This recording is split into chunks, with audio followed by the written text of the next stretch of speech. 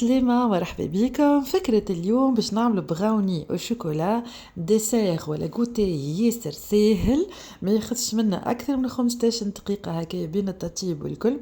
والتكستور متاع البراوني متاع اليوم حاجة ياسر تحفونا. اغزرولو كيفاش كيما الكريمة من داخل باش يجيكم معلق، وش عليكم تاكلوا فيه فوندون شوكولا ولا امي كوي كيما ترى. تبعوا الطريقة باش تنجحوا فيه برشا ديزاستوس الغوسيت.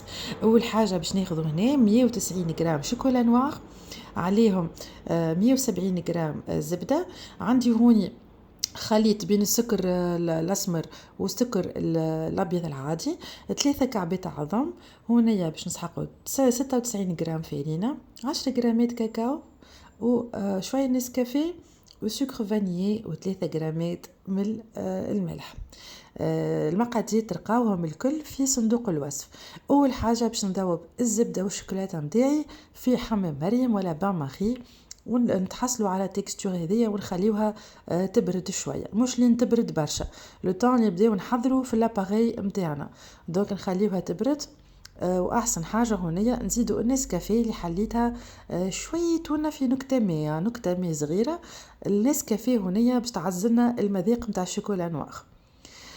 في نفس الوقت مشيت خلط المواد الناشفه نتاعي اللي هما 10 غرامات كاكاو. الكاكاو بيكون خام من نوعيه جيده من غير سكر، بيان سور الفارينه. هوني باش نحط 3 كعبات عظم نتاعي. انا هوني الكميه الكلها نتاع السكر هي 200 غرام. انا هوني قسمت حطيت 80 غرام سكر ابيض، وحطيت البقيه 120 غرام سكر اكل طبيعي البيولوجي هذيك، ولا تنجموا تستعملوا الكاسونات. وتنجموا زاده تستعملوا 200 غرام سكر كاملين عادي، اما ما تحصلوش على نفس التكستور، نجم تكون تكستور اشح شويه. هوني زدت بالطبيعه السكر فانيي نتاعي اللي هي 10 غرامات سكر فانيليا نتاعي، وباش نخلطهم هكايا بدايه. هوني ما نستحقوش باش نطلعوا العظم، جوست لازمنا نذوبوا السكر الاسمر نتاعنا. كيما تعرفوا يبدا ملبد هكايا ويكون كويرات، دونك نوسعوا بالنا باش نحل السكر من غير نحاول ما ندخلش برشا هويريتو كيفاش نركض. تنجموا تستعملوا الخلاط اليدوي اما بفيتاس صغيره. اول ما يتحل السكر والعظم باش نبدا نزيد الخليط نتاع الشوكولا والزبده نتاعي اللي يكونوا وصلوا الحراره كيما نقولوا 35 درجه هكاكا. ما يبداش سخون برشا وما لازمهيش تبرد، على خاطر باش تجمدلنا تولي ما تدخلش في الخليط نتاع العظم، تبدا جونغ دافيه شويه هكاكا. ونبدا نزيد الشوكولا نتاعي بالطريقه هذيا. انا نسيت ما قلت لكم لازمكم تزيدوا قرصه الملح كما العاده. قرصه الملح راهي تعزز المذاقات الكل وخاصه الشوكولا. انا زدتها هوني مع الفارينه، مي يلفو ميو تزيدوها مع الخليط اللي خرس نتاع السوائل. باش نبدا نزيد الفارينه نتاعي بشويه بشويه كما تشوفوا. انا هوني لو المقطع مسرع شويه ما راني حركت بالسياسه. شوفوا الخليط كيفاش باش نلمده على جناب نتاعي.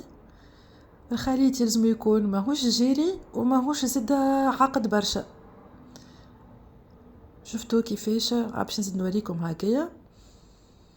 ما اسهلش منه البراوني راهو، والريزلتا ياسر بنين الحقيقه، يحبوه الكبار والصغار.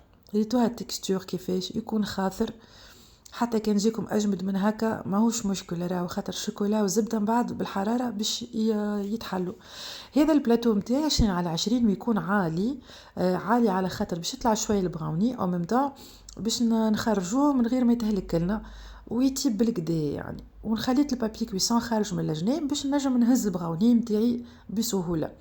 توا باش نفرغ لاباري نتاعي في البلاتو 20 على 20 كما قلت لكم، وباش نحطه في الفريجيدير. تنجموا تبيتوه ليله كامله كيما تنجموا، كيما عملت انا حطيته ساعه بركه في الفريجيدير. انا فريجيديري تخدم على 5 دوغري، ونضربه بالطريقه هذه 3 مرات باش نستوي البارتي الفوقانيه.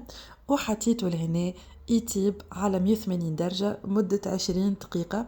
حطيته هوني الفور من الفوق ومن اللوطه بالمروحه، اللي ما عندوش مروحه ماهوش مشكل.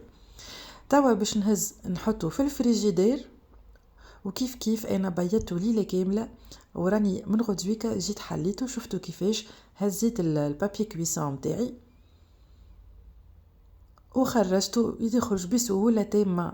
يعني كي تقدوه البراوني عملوه قبل بليلة هكيكا يجيكم تكستور متاعو مانيفيك. راهو فرق كبير بين تبيتوه ليلة في الفريجيدير وبين تاكلوه في نهارتها، لا علاقة في التكستور. سبحان الله ما نعرفش شنو هو الفينومين، اما كي بيت خير برشا.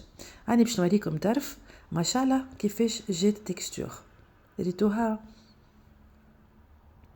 هذايا راني كما قلت لكم بياتو. شوفوا الكوش الفوقانيه محليها نتاع الكروت هذيك تكون كروستيانت، والدخلاني راهو معلق يعمل 66 كيف.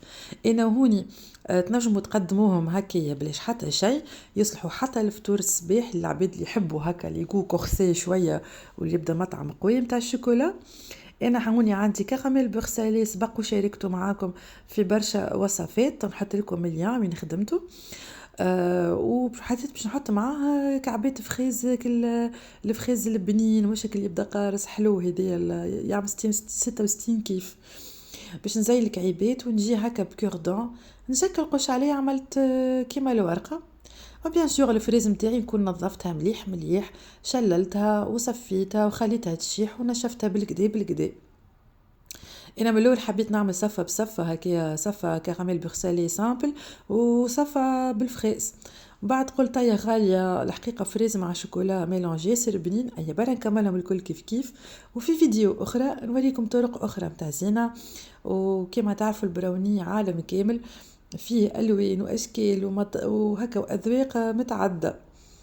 دوك انا كملت زينتهم بنفس الطريقه.